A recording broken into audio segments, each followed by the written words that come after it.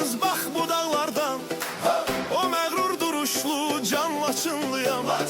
Sığal çekilmeyen o sert dağlara mənem o eğilmez can Laçınlıyam. Mən Laçınlıyam. Torpaqdan yaranıp torpaq olmadım. Mən qaya parçası dağ vüqarlıyam. Bulanlıq sular tək dolub daşmadım.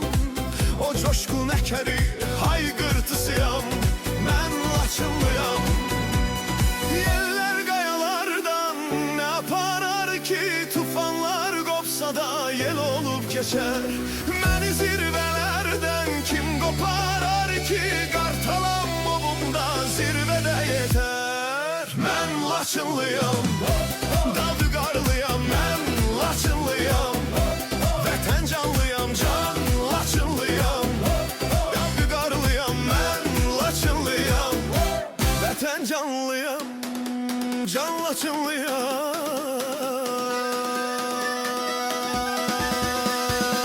Yadlar karşısında bükülmez dizim. Sinem siper olar, sözüm ox olar.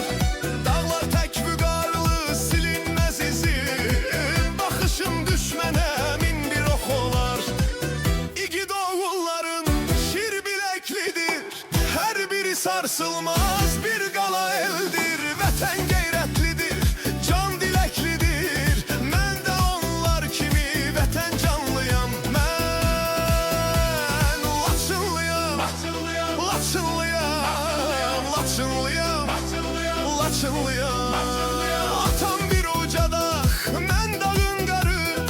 Onun bu dünyada yadigarıyam. Laçın emanettir babalarımdan. Damarda axan o qeyrət qanıyam. Mən Laçınlıyam, mən Laçınlıyam.